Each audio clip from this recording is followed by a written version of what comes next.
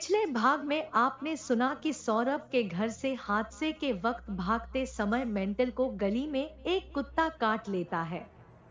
वो उससे खुद को बचाने के लिए अपनी पैंट वहीं उतार देता है। कुत्ता उसके पैंट को गीला कर देता है, पर किस्मत से वो फटा पुराना टुकड़ा बच जाता है। साइंटिफिक उस टुकड़े में दर्ज आमंत्रण की काफी खोजबीन करता है और फिर शैलबाला की सच्चाई जानने साकेत और सुबोध असम के मयोंग की ओर रुख करते हैं। उनकी मुलाकात मयोंग के रहने वाले एक टैक्सी ड्राइवर केशु से होती है। केशु उनको एक बेज डायन डॉक्टर के पास लेकर जाता है। बेज अपने जादू से साकेत के घाव 2 मिनट में गायब कर देता है। तब सुबोध उस बेज से यक्षिणी के बारे में पूछता है। बताते बताते बेज बीच में ही रुक जाता है। अब आगे लंगड़दीन की बातों को सुनने को उत्सुक सुबोध और मेंटल अपनी बढ़ चुकी धड़कन को जैसे तैसे कंट्रोल किए उससे दोबारा बात पूरी करने का आग्रह कर रहे थे। तभी बीच में बाहर खड़ी टैक्सी को स्टार्ट करके केशु वहीं से चिल्लाया, आप लोगों की समस्या सही हो गई हो तो मुझे आजाद कीजिए, और भी सवारियों को छोड़ना है। मेरा नुकसान क्यों करवा रहे हो? साकेत तब बुदबुदाते हुए बाहर निकलता है और कहता है, अजीब हो तुम, डबल पैसे किस बात के दिए हैं?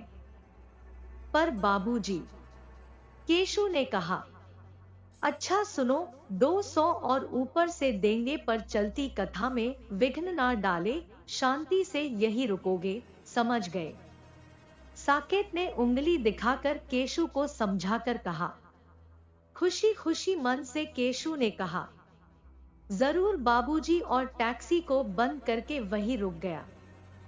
साकेत जल्दी से दोबारा भीतर गया क्योंकि यक्षिणी के विषय में जानने को भी उत्सुक था।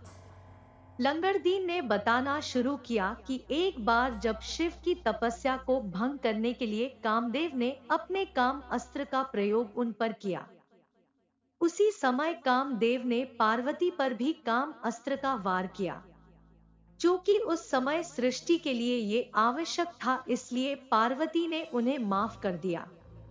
लेकिन काम अस्त्र के प्रभाव से उनमें काम भाव पसीने की बूंदों के रूप में उनके माथे पर आ गया, जिसे उन्होंने अपने हाथों से पोंछकर बिखरा दिया। ये बूंदें धरती समेत पूरे ब्रह्मांड में बिखर गईं, जिनसे बहुत सारी यक्षिणियों की उत्पत्ति हुई। ये सभी यक्षिणियां कामातुर थी और अपनी काम वासनाओं की पूर्ति के लिए ऋषियों को स्पर्श करने लगी। क्रुद्ध होकर ऋषियों ने इन्हें श्राप दे दिया कि जब तक कोई इनका आदर सहित पूजन अर्चन नहीं करेगा तब तक इन्हें देवी नहीं माना जाएगा। बाद में ये ऐसे ही विचरण करने लगी जो इस भूलोक से स्वर्ग तक कहीं भी आवागम करने में सक्षम थी। ये दिव्य शक्ति संपन्न थी। जल से इनका विशेष संबंध है, ये उसको बढ़ाने वाली होती है और राक्षसों से उन्नत होती है। कुछ समय में 8 प्रमुख यक्षिणियों की पूजा की जाने लगी। इनको सिद्ध करने वाला अलौकिक तेज और विपुल धन संपदा को प्राप्त करने वाला हो जाता है। पर तंत्र का एक और पहलू है जिससे कुछ भी नहीं छिपता, वो है कुछ ऐसी यक्षिणियों की साधना जिनके बारे में किसी को भी नहीं पता। ये कुल 4 है। कहते हैं वर्षों पहले कामरूप असम में एक व्यक्ति ने इन चारों को सिद्ध करने की कोशिश की थी, पर क्रुद्ध होकर यक्षिणियों ने उसे श्राप दे दिया था और एक बहुत खतरनाक यक्षिणी को उसके पीछे छोड़ दिया। उस व्यक्ति ने 20 वर्षों के सतत ब्रह्मचर्य पालन के उपरांत अपनी साधना की थी, पर यक्षिणी ने उसके साथ रमण करके उसकी जीवन लीला समाप्त कर दी। धीरे धीरे उसका प्रकोप बढ़ने लगा। इस गांव में आए दिन नदी किनारे नुची लाशें मिलती और रक्त से याक्षिणी लिखा होता। लोग डर से रात को कभी नदी किनारे नहीं जाते, यदि जाते तो फिर कभी लौट कर नहीं आते। नदी किनारे अंधेरे में होती पायलों की छम छम हमेशा एक रूमानी दहशत बनाकर रखती थी। पूर्णिमा की रात में स्त्री श्रृंगार का सामान रास्ते में पड़ा मिलता। जो इसे उठा लेता था उसे एक नवयौवना दिखाई देती थी और संभोग करके उसे मार डालती थी। धीरे धीरे उसने लोगों के रतिकाल में हमले शुरू कर दिए। औरतें परेशान हो गई क्योंकि एक तो वो उनकी जगह मौज कर रही थी, ऊपर से उनके आदमियों को भी मार डालती थी। ऐसे में सभी ने निर्धारित किया कि कोई अपनी पत्नी के साथ पूर्णिमा तक संबंध नहीं बनाएगा। और पूर्णिमा के दिन सभी एक पीपल के पेड़ के नीचे इकट्ठे हुए।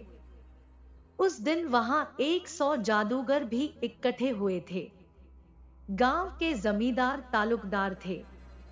उन्होंने कहीं से एक जोगी को भी बुलाया था और उसके साथ एक जोगिनी भी आई थी जिसका नाम मधुबाला था। मधुबाला उच्च कोटि की जोगी थी। उन्होंने एक जाल बिछाया और गांव के लड़के को नदी किनारे भेजा। नदी किनारे यक्षिणी उस लड़के पर टूट पड़ी और उसके साथ संभोग करने लगी।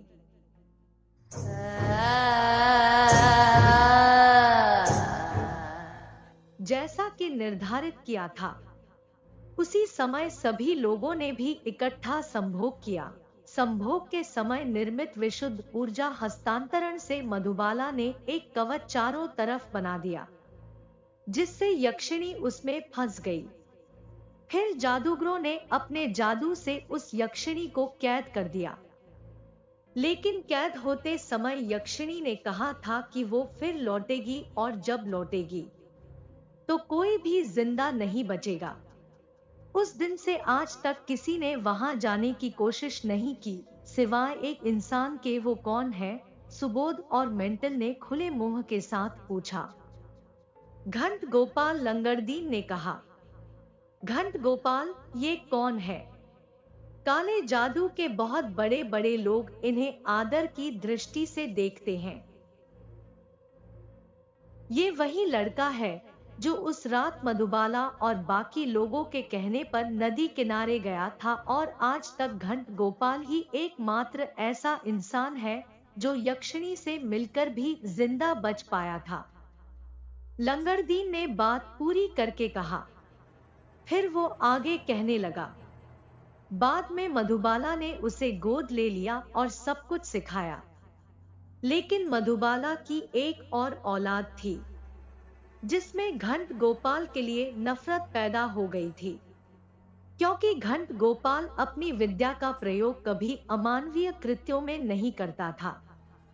इसके विपरीत मधुबाला की लड़की ने मारण और वशीकरण करना शुरू कर दिया और उसके उच्चाटन से कई घर हमेशा हमेशा के लिए तबाह हो गए।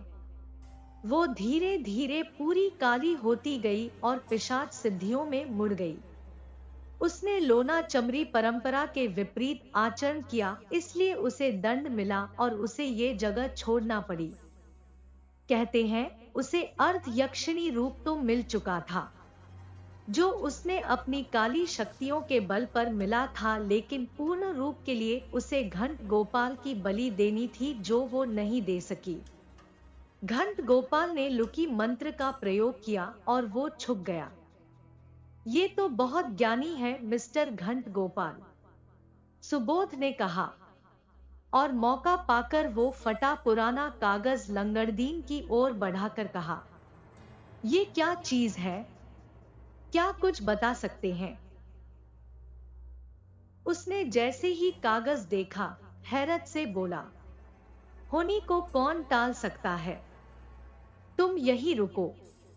लंगड़दीन फिर भीतर गया और 2 प्यालियां हाथ में लेकर लौटा। उनमें चाय थी। दोनों लोगों ने चाय लेकर पास में ही रख ली। तब लंगड़दीन ने कहा, चाय पी लो, ठंडी हो जाएगी, फिर तसल्ली से इसके विषय में बताऊंगा। क्या आप जानते हैं इसके बारे में? सुबोध ने पूछा। हाँ, लंगड़दीन ने एक कुटिल मुस्कान छुपाकर उससे कहा। अब दोनों छोटे आज्ञाकारी बच्चों जैसे जल्दी जल्दी चाय पीने लगे। चाय पीते ही दोनों वहीं बेहोश होकर गिर पड़े। वो एक वशीकरण वाली चाय थी।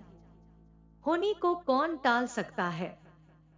इनका काम हो गया, आप जाओ। दूसरे कमरे में उच्च स्वर से आवाज देकर लंगड़दीन ने किसी को पुकारा। कुछ समय बाद जब सुबोध और मेंटल को होश आया तो वो दोनों एक अनजान जगह चड्डी बनियान पहने बंधे हुए थे। उनके कपड़े वहीं कुछ दूर पड़े थे। उस जगह 100 मानव खोपड़ियां रखी थी। काफी देर बाद लंगड़दीन हाथों में हंटर और एक टोकरी नमक लिए वहां आता है। वो एक के बाद एक 10-20 हंटर मेंटल और सुबोध को मारता है। हमने क्या किया है? क्यों मार रहे हो? होनी को कौन टाल सकता है?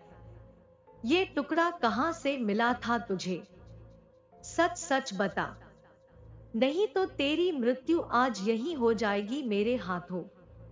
त्योरियां चढ़ाकर उसने उन दोनों से कहा।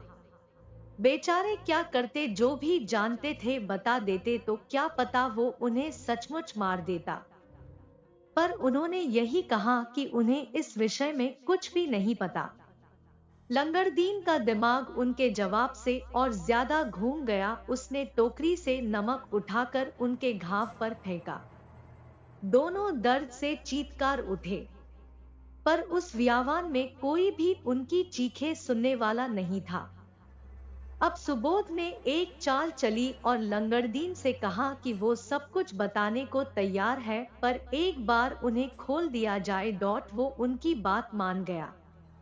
जैसे ही उसने उन्हें खोला, मेंटल ने टंगड़ी बिधाकर लंगड़दीन को जमीन पर गिरा दिया और नमक की टोकरी उसके मुंह पर गिरा दी। वो कुछ देर के लिए संतुलन खो बैठा। तब तक सुबोध ने दोनों के कपड़े और वो टुकड़ा वहां से लेकर मेंटल के साथ दौड़ लगा दी। भटकते भटकते वो कहां तक निकल आए उनको कुछ भी पता नहीं था, लेकिन उनके पीछे पीछे किसी के चलने की आवाजें बराबर आ रही थी, जिससे साफ जाहिर था कि लंगड़दीन अभी भी उनके पीछे है। इसलिए उन्होंने भागना बराबर जारी रखा। मायूं चारों ओर से घने जंगल से घिरा हुआ है। आखिर में दोनों एक ऐसी जगह पहुंच गए जहां से रास्ता सिर्फ जंगल की तरफ जा रहा था। यार अब क्या करें? रास्ता तो हमें जंगल की तरफ ले जाएगा। हांफते हुए सुबोध ने मेंटल से कहा, भाई इस लंगड़दीन के हाथों मरने से तो यही अच्छा है कि जंगल को पार करें।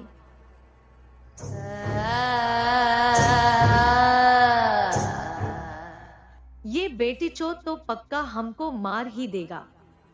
मेंटल ने भी हांफते हुए कहा, चल फिर यही ठीक है। हम जंगल में कोई रास्ता तलाशेंगे जो यहाँ से बाहर हमें ले जाए।